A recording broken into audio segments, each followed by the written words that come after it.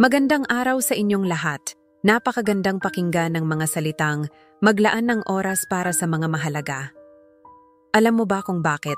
Kasi dito natin makikita kung gaano ka-precious ang bawat segundo ng ating buhay. Sa mundo nating puno ng kaguluhan at pagmamadali, madalas nating nakakalimutan ang tunay na halaga ng oras. Isipin mo, 24 oras kada araw, 168 oras kada linggo. Pero bakit parang kulang pa rin? Simple lang ang sagot. Hindi tayo magaling mag-prioritize. Naranasan mo na bang makipag-usap sa kaibigan mo habang nakatingin ka sa cellphone mo?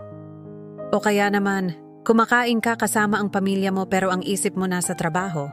Ito yung mga sandaling dapat sana ay meaningful, pero nawala ng halaga dahil hindi tayo fully present. Alam mo, may kwento ako sa'yo. Dati, sobrang busy ako sa trabaho. Overtime dito, overtime doon. Akala ko noon, ang pagiging successful ay nababase sa dami ng oras na ginugol mo sa trabaho.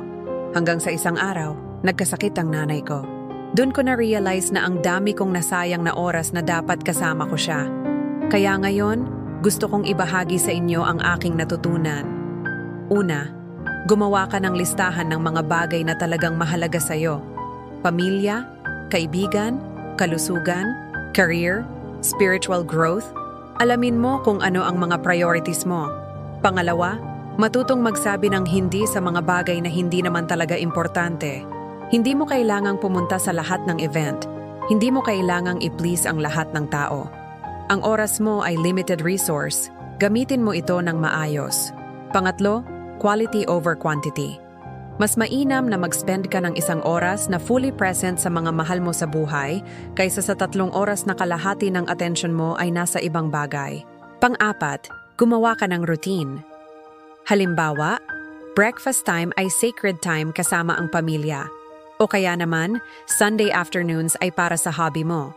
Kapag may structure ka, mas madali mong ma-maximize ang oras mo. Panlima, i-minimize ang distractions.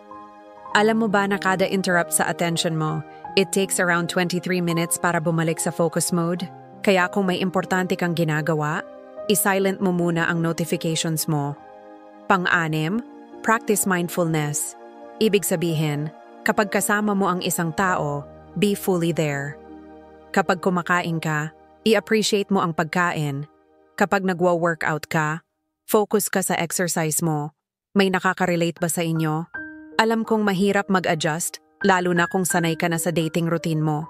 Pero isipin mo, kung hindi ngayon, kailan pa? Kung hindi ikaw ang mag-i-initiate ng pagbabago, sino pa? Minsan kasi, ang tendency natin ay maghintay ng perfect time.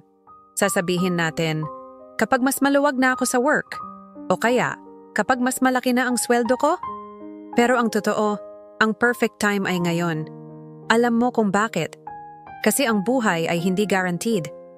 Hindi natin alam kung hanggang kailan tayo bibigyan ng pagkakataon. Kaya importante na gamitin natin ang bawat sandali ng may purpose at meaning.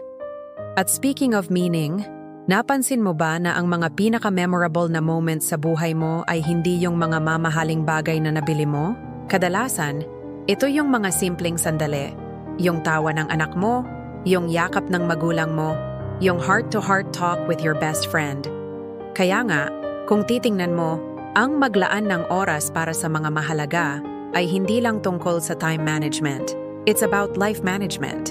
It's about making conscious choices kung saan mo gustong i-invest ang limited time mo sa mundo. At alam mo ang maganda? Hindi mo kailangang gawin ito mag-isa. Pwede mong i-share sa pamilya mo ang goal mo na mas maging present. Pwede mong sabihan ang mga kaibigan mo na gusto mong mag-quality time with them. Most of the time, ang mga taong mahalaga sa'yo ay willing din mag-adjust para sa'yo. Kaya sa mga nakikinig ngayon, I challenge you. After watching this video, take a moment to reflect. Saan mo ginugugol ang majority ng oras mo? Aligned ba ito sa mga bagay na talagang mahalaga sa'yo? Kung hindi, ano ang pwede mong gawin para mag-change? Remember, hindi naman kailangang big changes agad. Start small. Maybe today, spend 30 minutes na walang phone habang kasama mo ang pamilya mo. O kaya naman, set aside 15 minutes para sa meditation o prayer. Baby steps, pero consistent. At sa dulo ng araw, tandaan mo, hindi mo man kayang kontrolin kung gaano katagal ang buhay mo, pero kaya mong kontrolin kung paano mo ito gagamitin. Make every moment count. Make time for what truly matters. Salamat sa oras na inilaan nyo para pakinggan ako ngayong araw na ito. Kung na-inspire kayo sa message na ito, don't forget to like, share, and subscribe sa channel.